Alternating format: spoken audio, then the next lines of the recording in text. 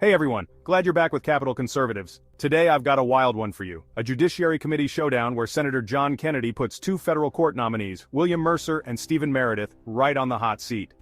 If you like your hearings spicy, buckle up because Kennedy does not pull his punches. First, Kennedy zeroes in on Stephen Meredith's ties to those infamous pardons under Governor Beavenon. He asks straight up, "Did you support pardoning people even the FBI was worried about?" Meredith claims he pushed back, saying, "I advised against it. But the pardon happened anyway." Kennedy's clapback? So the governor didn't take your advice. Awkward silence. Mr. Meredith, you worked for Governor Beavenon? Yes, Senator. You were his lawyer?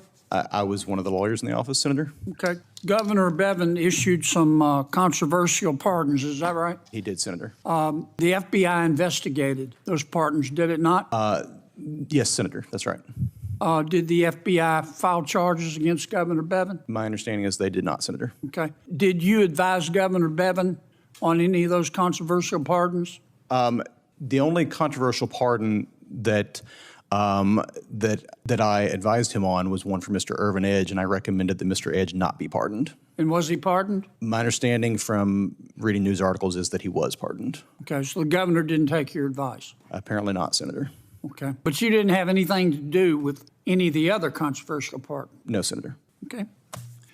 If the New York Times, Mr. Meredith, published an editorial, let's suppose it said, Senator Kennedy is a bad senator.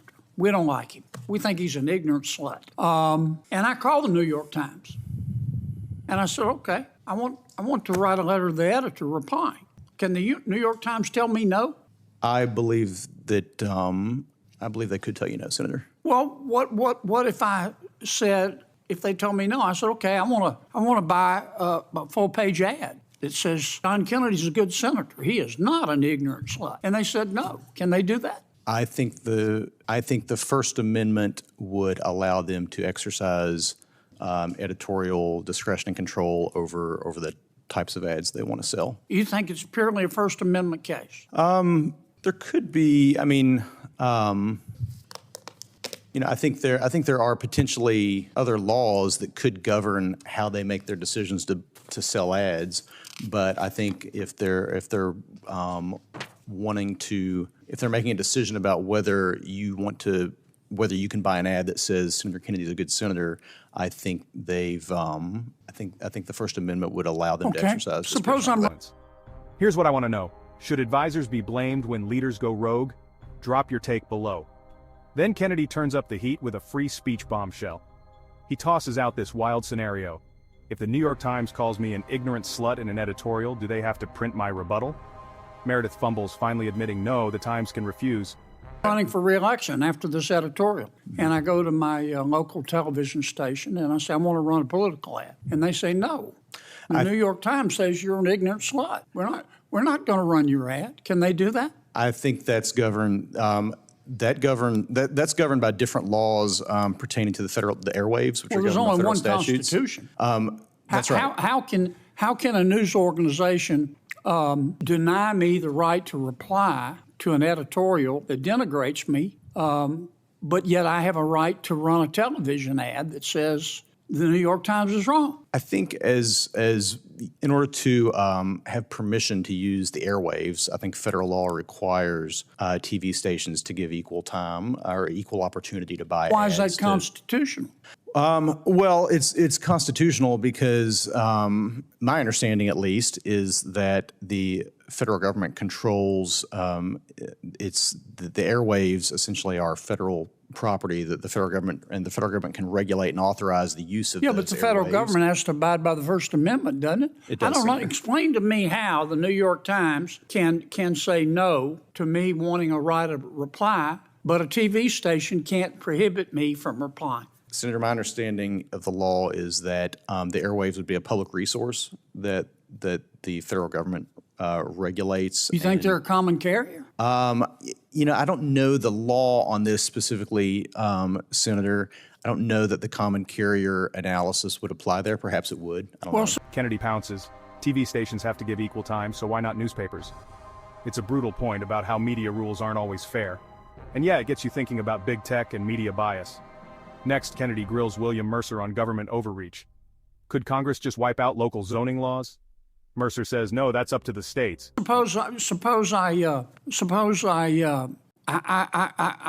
have my cell phone service with AT&T, and I call AT&T, and I say, I want to expand my cell phone service.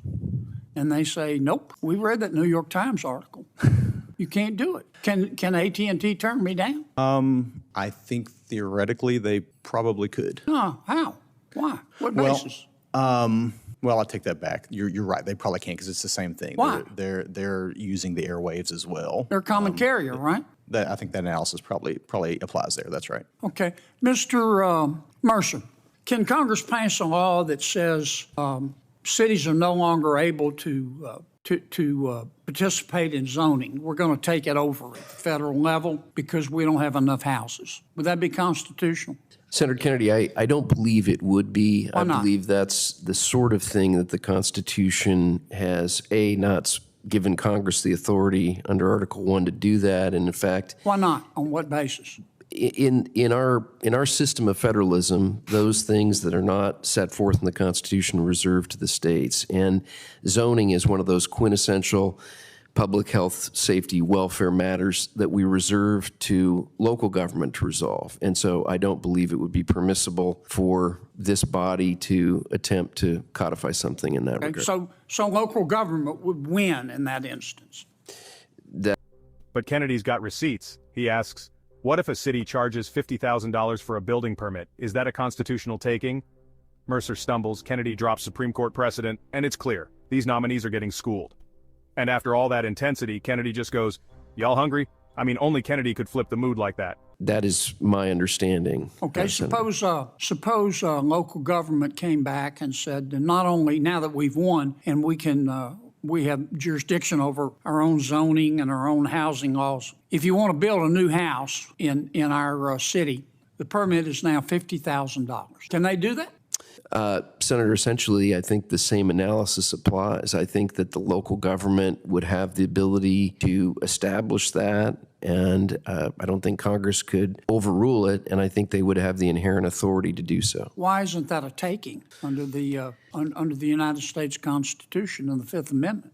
Senator, that would be a whole different analysis, but I don't believe... Same analysis.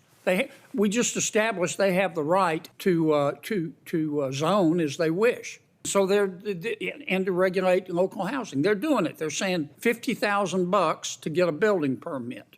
You're telling me that's constitutional? Senator, I believe it would be. I think that they could establish that they need, in order to engage in the permitting process and go through what they need to do as a local government.